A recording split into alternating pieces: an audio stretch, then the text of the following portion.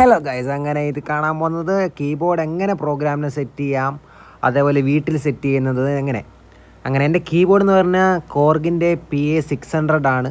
ഇതിപ്പോൾ ഞാൻ മേടിച്ചിട്ട് 2 കൊല്ലത്തിന് മേലെയായി. ഓക്കെ, നിങ്ങളിതെങ്ങനെ സെറ്റ് ചെയ്യുന്നത് കണ്ടിട്ട് വാ, എന്നിട്ട് ബാക്കി ഡീറ്റെയിൽസ് പറയാം.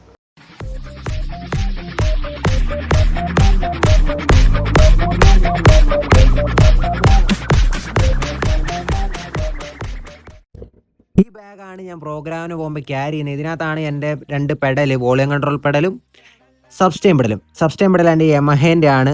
ഇതാണ് വോളിയം കൺട്രോൾ പെഡൽ. അങ്ങനെ അതാണ് നിങ്ങളെ കാണിച്ചുകൊണ്ടിരിക്കുന്നത്. അതിൻ്റെ ഷോർട്ട് വയറും ഉണ്ട്, പിന്നെ അതേപോലെ UPS ഉണ്ട്, പിന്നെ 2 ജാക്കും ഉണ്ട്.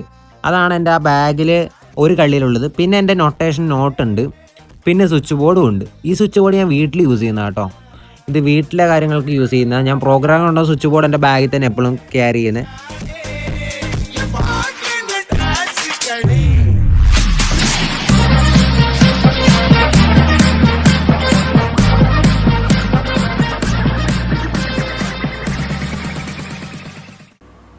പിന്നെ ഇതാണ് കീബോർഡിൻ്റെ ബാക്ക് സൈഡ്. അവിടെ ഹെഡ്ഫോൺ കുത്താം, പിന്നെ ഓഡി ഇന്നും ഓഡി ഔട്ട്, പിന്നെ മിഡി ഔട്ട്, USB അങ്ങനെ കുത്താം. പിന്നെ സബ്സ്റ്റെയിൻ പെഡലിലും കുത്താം കേട്ടോ. പിന്നെ UPSലാണ് ഞാൻ വർക്ക് ചെയ്യാറ്.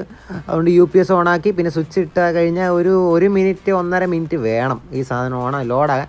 അത്ര ഇതുള്ളതാണ്. ഞാൻ പിന്നെ ഇത് ഓടിച്ചതുകൊണ്ട് നിങ്ങൾക്ക് കുഴപ്പമില്ല കാണാൻ. കീബോർഡിൻ്റെ കൂടുതൽ ഇൻട്രസ്റ്റിംഗ് വീഡിയോ വേണമെങ്കിൽ പറയുക, കമൻറ്റ് ചെയ്യുക. അപ്പോൾ ഇത്രയേ ഉള്ളൂ ഗൈസ്. അപ്പോൾ ബൈ ഗൈസ്.